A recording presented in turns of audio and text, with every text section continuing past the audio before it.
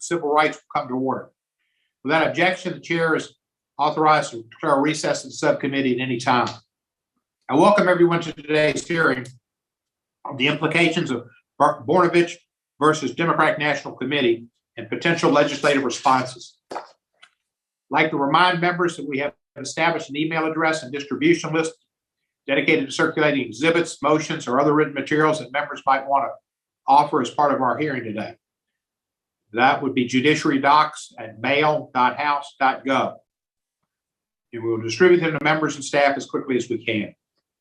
Finally, I'd ask all members and witnesses to mute their microphones when you're not speaking. This will help prevent feedback and other technical issues. You may unmute yourself at any time when you seek recognition. I will now recognize myself for an opening statement. Rights are only as strong and meaningful as the ability to enforce them.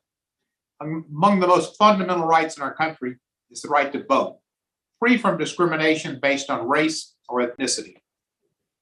And at a time when American democracy itself is under severe threat from demagogic forces, and there have been a tidal wave of voter suppression efforts in many states since the 2020 election, it is all the more important that we in Congress help facilitate strong and expansive enforcement of voting rights. And no statute is more central to this effort than the Voting Rights Act of 1965.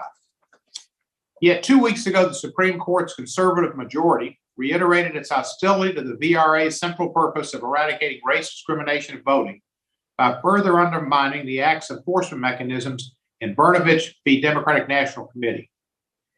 In reaching its decision, the court compounded the damage it inflicted on the Voting Rights Act in 2013 when it effectively gutted the Act's most powerful enforcement mechanism, its pre-clearance requirement, Section 5 in Shelby County v. Holder.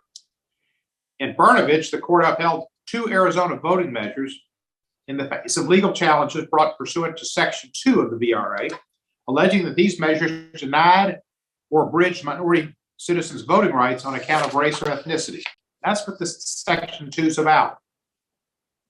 In 1982, in response to an earlier Supreme Court decision restricting the scope of Section 2, Congress wrote the current version of Section 2, deliberately choosing to use very broad and expansive language. Section 2A provides that no voting qualification or prerequisite to voting or standard practice or procedure shall be imposed or applied by any state or political subdivision in a manner that results in a denial or abridgment of any citizen's right to vote on account of race, color, or language minority status. Section 2B provides that there's a Section 2A violation when, based on the totality of the circumstances, it is shown that the political processes of the state or locality are not equally open to participation by minority citizens. That means that minority citizens, quote, have less opportunity than other members of the electorate to participate in the political process and to elect representatives of their choice. In 1986, the Supreme Court in Thornburg versus Jingles adopted a list of historical and social factors taken from a Senate report on the 1982 amendments to Section 2 that courts should consider when assessing whether, under the totality of the circumstances test, a voting rule violates Section 2. Taken together, this expansive rules test has now been in place for 4 decades. More troubling than the outcome in the individual cases at issue at Brnovich was the reasoning underlying it and its potential impact in future cases alleging vote denial claims under Section 2. In a brazen opinion, the court in Brnovich created out of thin air 5 guideposts that lower courts are to follow in assessing vote denial claims under Section 2. These guideposts are found nowhere in the Voting Rights Amendment or Voting Rights Act, directly contradicts Section 2's purpose, and potentially narrows its scope. As Justice Kagan wrote in dissent, the court was operating in a law-free zone. Or this was an activist court not relying on precedent. Depending on how lower courts interpret and apply these guideposts, any one of them can become a giant loophole for states and localities to discriminate against minority citizens. Taken together, they can present a formidable obstacle for future Section 2 plaintiffs alleging vote denial claims. One particularly offensive example is the, quote, size of this disparity, end quote, guidepost, under which the court concluded the small disparities in the burden imposed by a challenged voting rule are less likely than large ones to indicate that election system is unlawfully discriminatory. Kind of like a light violation of the law. Put another way, this can be taken to mean that imposing a little bit of racially disparate burdens in voting is okay. That is really amazing. Of course, Section 2 contemplates no such de minimis exception for racially discriminatory burdens in voting. Section 2 allows for no voting qualification or other practice or procedure that results in the denial or abridgment of the right to vote. In essence, strict scrutiny. Moreover, how does one assess when a racially disparate burden is small enough not to matter? Just a little bit of discrimination, just a little bit of racial animosity and politics over race and justice and equality.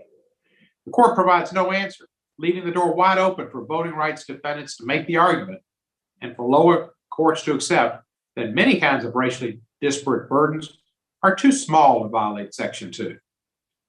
In a similar vein, the court created a mere inconvenience exception to Section 2, concluding that an assessment of a Section 2 vote denial claim had to account for the usual burdens associated with voting, and that such ordinary burdens did not implicate Section 2. Of course, Section 2 recognizes no such exception. Moreover, this guidepost puts the cart before the horse. The whole point of a Section 2 inquiry, when focused on the interaction of a given jurisdiction's historical and social conditions with facially neutral voting rules, is to determine whether such a voting rule, which might impose a mere inconvenience or usual burden on white citizens, might have a discriminatory effect on minority citizens' voting opportunities. Without such an inquiry, no court can objectively say whether a voting rule imposes a burden that is merely inconvenient. The court's decision in Brnovich is deeply troubling because of its implications for Section 2, what we had left of the Voting Rights Act after the emasculation in 2013. It heightens the risk that future Section 2 plaintiffs in vote denial cases will have a harder time prevailing. It did, however, leave Congress with the option to respond with a legislative fix. We would welcome suggestions from our witnesses to how to best respond to this problematic decision, other than redistricting the Senate. I thank our witnesses for participating in today's hearing and look forward to their testimony. And now I'd like to recognize the ranking member, who today will be the gentlelady from Minnesota, Ms. Fishback.